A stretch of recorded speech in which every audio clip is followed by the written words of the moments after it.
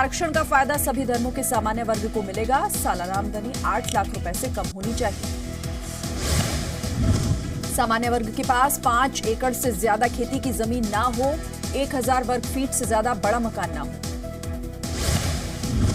Samajwadi party के रामगोपाल यादव ने कहा, आरक्षण के नाम पर केंद्र लोगों को गुमराह कर रही है। बीएसपी ने सरकार की मंशा पर सवाल उठाए हैं। रफाल पर कानून मंत्री रविशंकर प्रसाद का राहुल गांधी पर हमला, पूछा सबसे कम कीमत वाला टेंडर होने के बावजूद आपकी सरकार ने किसके दबाव में डील रोकी। सीबीआई डायरेक्टर आलोक वर्मा को छुट्टी पर भेजे जाने के खिलाफ याचिका पर आज सुप्रीम कोर्ट में सुनवाई। करप्शन के आरोपों के बाद सरकार ने लिया था फैसला।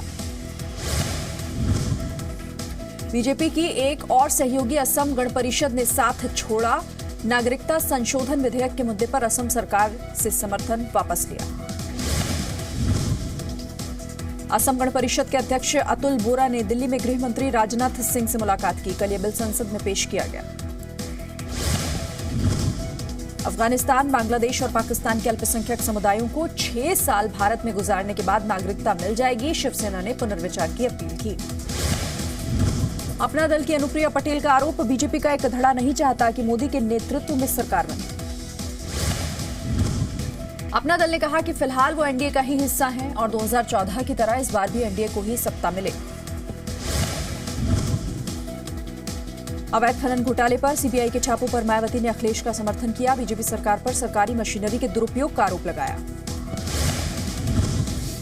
समाजवादी पार्टी के नेता रामगोपाल यादव ने कहा, अगर सीबीआई का दुरुपयोग होता रहा तो उनकी पार्टी के कार्यकर्ता सड़कों पर उतरेंगे। 10 सेंट्रल ट्रेड यूनियनों की आज और कल देशव्यापी हड़ताल, सरकार की श्रमिक विरोधी नीतियों के खिलाफ करेंगे जगह जगह प्रदर्शन। करीब 20 करोड़ कर्मचारी हड़ताल में शामिल होंगे। यूनियनों ने केंद्र के सामने रखी अपनी 12 मांग। मुंबई में बीती रात से बेस्ट के कर्मचारी हड़ताल पर चले गए। कल प्रशासन और बेस्ट यूनियनों के बीच बातचीत बेनतीजा रही। बेस्ट की हड़ताल से मुंबई के करीब 25 लाख मुसाफिरों को होगी परेशानी। वेतन बढ़ाने और बोनस की मांग की।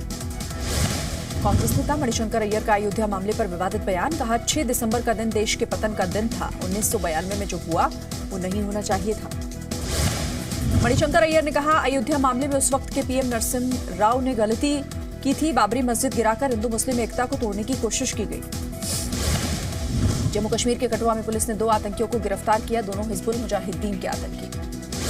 आतंकियों के पास से हथियार और 71,000 रुपए बरामद हुए हैं। दूसरे आतंकियों को हथियार और गोला बारूद मुहैया कराते थे। पुलवामा के रहने वाले हैं। पाकिस्तान ने 2018 में सीजफायर उल्लंघन का पिछले 15 साल का रिकॉर्ड तोड़ा।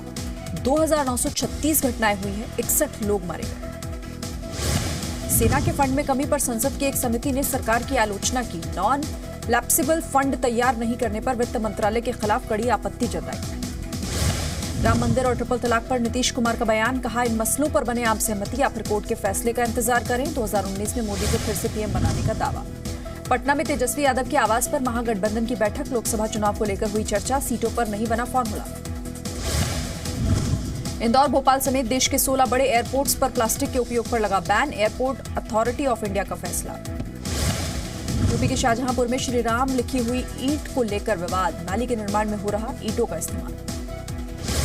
बीएचपी ने विरोध जताया, निर्माण रोकने और ईंट भट्टे को बंद करने की मांग की।